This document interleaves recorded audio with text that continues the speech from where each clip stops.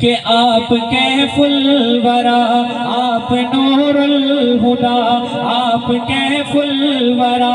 آپ نور الہدا، آپ کیف الورا آپ نور الہدا، آپ کے جیسا رتبہ کسی کا نہیں، آپ کیف الورا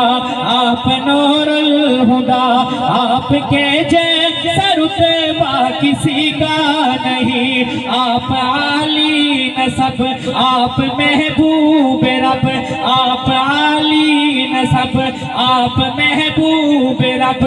آپ کے جیسا خطبہ کسی کا نہیں، آپ خیر الورا آپ نور الہدا، آپ کے جیسا رتبہ کسی کا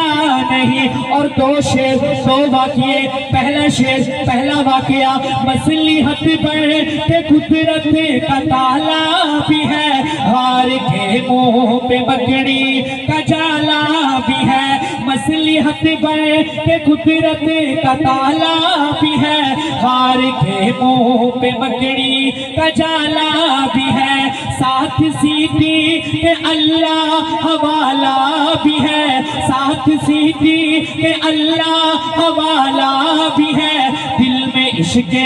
نبی کا اجالا بھی ہے، دل میں عشق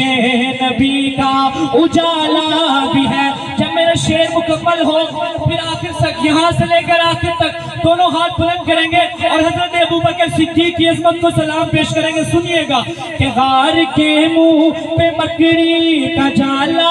بھی ہے، غار کے منہ پہ مکڑی کا جالا بھی ہے، ساتھ سیدھی کہ اللہ حوالہ بھی ہے، سور کے غار میں نانگ کالا بھی ہے، دل میں صدیق نے پاؤں ڈالا بھی ہے۔ پھر کیا ہوا؟ سانپ ڈستا رہا وہ ڈٹے رہ گئے، اگلی لائن اور دونوں ہاتھ بلند ہو، سانپ ڈستا رہا وہ ڈٹے رہ گئے، عشق ایسا نرالا کسی کا۔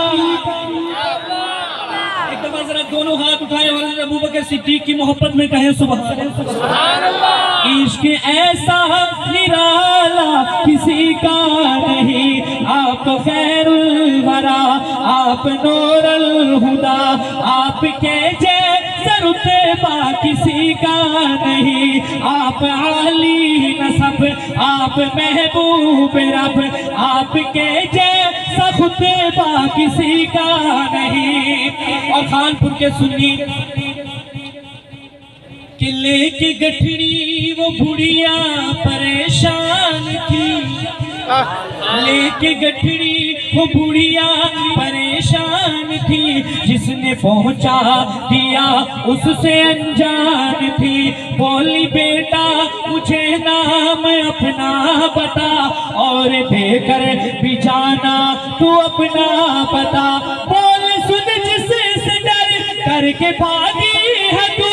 اب وہی ہے محمد تیرے روبرو۔ پھر کیا کہتی ہے؟ بولی مت دیر کر جلد کلمہ پڑھا، بولی مت دیر کر جلد کلمہ پڑھا، بولی مت دیر کر جلد کلمہ پڑھا۔ میرے آقا کی محبت میں دائیں ہاتھ بلند کرنا ہے اگلی لائن پر، بولی مت دیر کر جلد کلمہ پڑھا، ایسا کردار اعلیٰ کسی کا